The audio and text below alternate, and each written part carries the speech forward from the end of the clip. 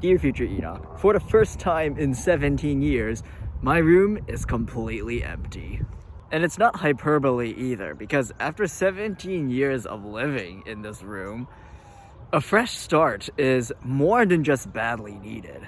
So for those who are not aware, we're currently renovating all three of our bedrooms at the same time, and that requires emptying our rooms completely. My philosophy was to take the opportunity to throw away things that I didn't need. Because, and this is a shocker for some people, the less stuff you have, the less stuff you need to take care of. Now, my parents have a bit of hoarder mentality, meaning that they tend to keep a lot of stuff, and they tend to have a lot of trouble throwing things away. Like, my parents held on to the clothes that I wore as a baby for sentimental value. There are books and cassette tapes from the 1970s from when they were in college. And my dad kept a roll of expired film in the hall closet.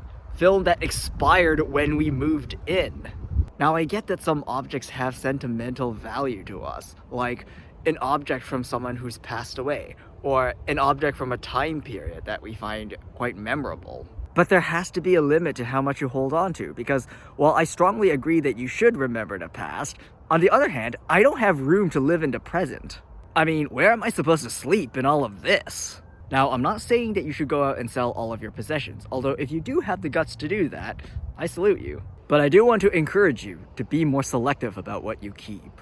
Because if you want to go down that direction, you can't bring any of this stuff when you die. So in the long run, none of the stuff you keep is going to matter. And a lot of us might think that holding on is the hard part, but it isn't. It's actually letting go. If letting go is easier, hoarder mentality wouldn't be a thing. Think of it this way. Are you being trapped by the stuff you're holding on to? Is your desire to hold on to things that frankly don't matter anymore trapping you in some ways? Literally, if there are boxes blocking the doorway. Metaphorically, if it's preventing you from focusing on the present. Because in the present, my room is a mess.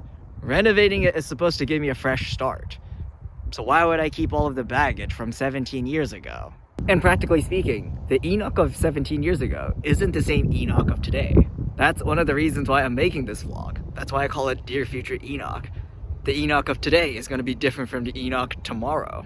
And presently, I want to be present Enoch. I want to do things that present Enoch is going to do. Like, here's a practical anecdote. My basement, even before the renovation, was full of old stuff that my mom wouldn't throw away. Stuff that has no practical value to any of us whatsoever in the present day. Past Enoch might have been okay with holding onto the stuff. Present Enoch isn't, because present Enoch wants to use the basement for other things. Present Enoch wants to use the basement to build a photo studio. Present Enoch wants to use the basement for social gatherings. Present Enoch just wants a clean house. But having a hoarder mentality of holding on to all of these objects from the past is preventing present Enoch from doing those things. You might not even be aware that your tendency to hold on to things of the past is preventing you from fully living in the present. So if there's something I want to implore you to do, is take a really good look at the stuff you have. Really look at it. Really decide if you actually need to keep it. And if you're in doubt, you probably don't. And be aggressive in what you throw out, because while you might not be able to get that item back, you know what you really can't get back? The present. Future Enoch, I'll see you next week.